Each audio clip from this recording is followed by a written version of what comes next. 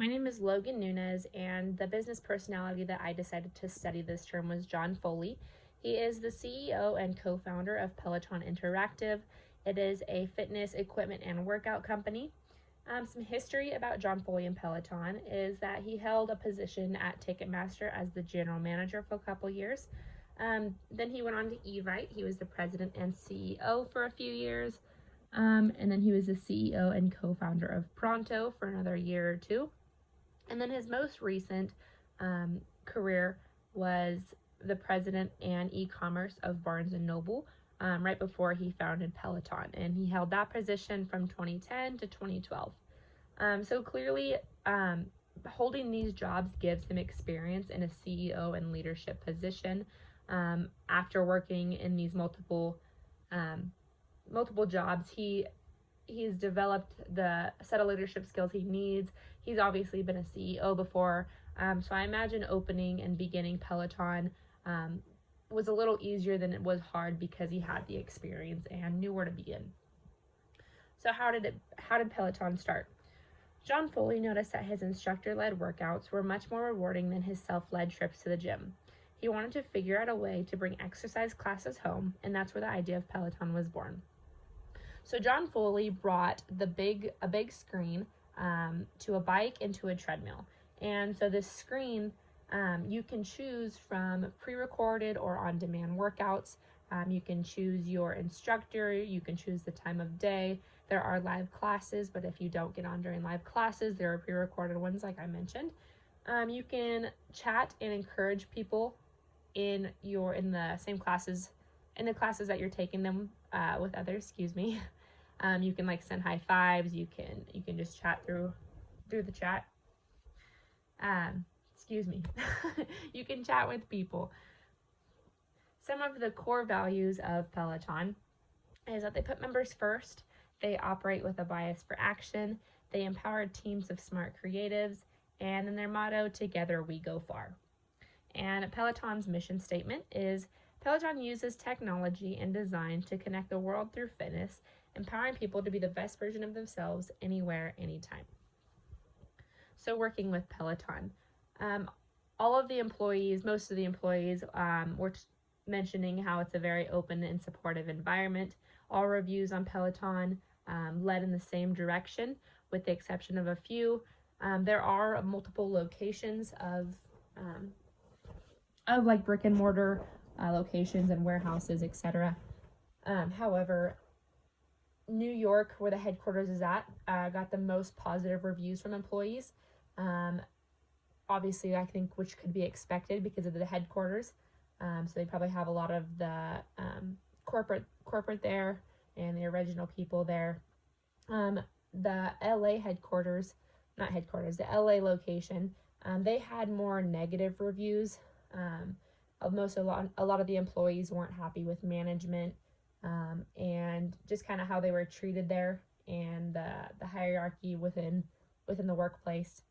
However, the people that worked in the New York location, they wrote about how productive it was, how flexible, that it's such a fun place to work. It's very diverse.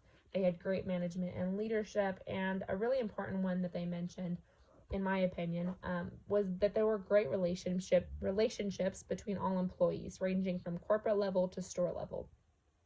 So people from the store level, if they wanted to talk to or ask questions or kind of just get in touch with someone from the corporate level, it didn't seem like it was that hard to do. Even if you look at pictures of John Foley, you will see him interacting with store workers or at the lower levels.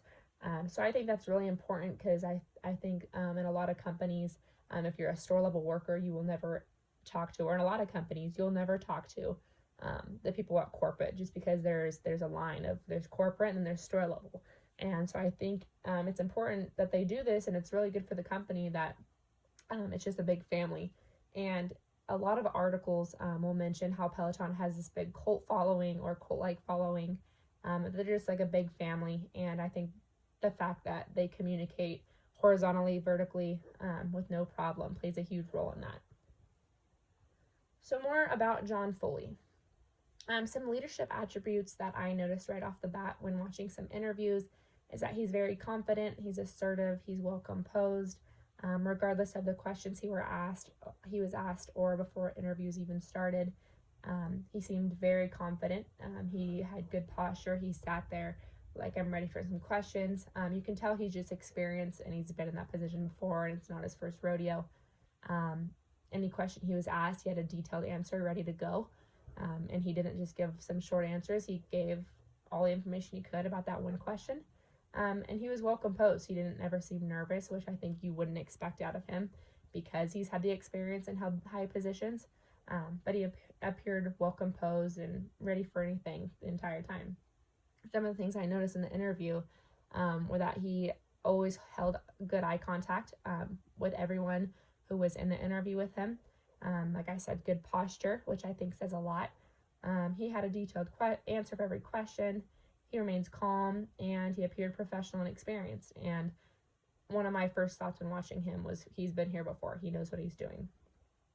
One of the quotes by John Foley, not during this particular interview, but in an article I'd found, he said, "We do think we're making people's lives better," which led me to believe that he is genuinely concerned with the well-being of his consumers and not about the money aspect and how can I get higher up and how can my product, how can my prices go higher. But instead, the bike and the treadmill are already at a high price, and people are already buying them. People are still buying them regardless of the price, and Peloton's earned its name. However, he is making or coming out with a cheaper bike. That way more people can afford it. And so that just shows he's focused on bettering the lives of consumers rather than being greedy or your stereotypical CEO, as I would say. And then some of the success Peloton has had, I think numbers in particular here show their tremendous growth over just a couple years. They opened in 2012. That's when the idea came to start. In 2013 is when they did their Kickstarter campaign. They had a bike ready in 2013. And then 2014, 2015, were spent improving and advancing the bike and bringing in more software engineers for the programs and just making everything run better and smoother before they really sent it out full throttle. And then you can see in 2017 they had 183.5 million in sales. 2018 was better. It was 348.6 million. And then 2019 it spiked. It more than doubled at 719.2 million. And the bike cost currently is $2,245, and the treadmill cost is $4,295. So they are at high prices, but they are selling. They're having tremendous success from this in just a few years, and they've spiked. They've had a ton of investors pour money into this. They're just on the road to continuing to improve their bike and their equipment and their program. And I think next, based off of my readings and the interviews I've listened to, they are focused on expansion now. They are currently located in 29 different states with multiple locations in each state, as well as Canada, Germany, and the UK. And they have just more plans to expand more locations within each state. They want to get into more states in the US, obviously. When they decided where they wanted to move as they were coming up, they chose places with the ideal market and high population. So I'd say the ideal market is 20s, 30s, 40s. Obviously, kids and elderly people aren't exactly probably looking for, or the majority of them aren't looking for workout equipment like treadmills and bikes. And so their headquarters being in New York is like their ideal location because of their market and the high density of people there.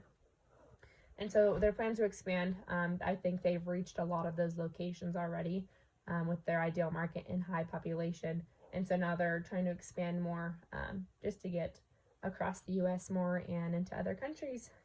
And below are my sources. Thank you very much.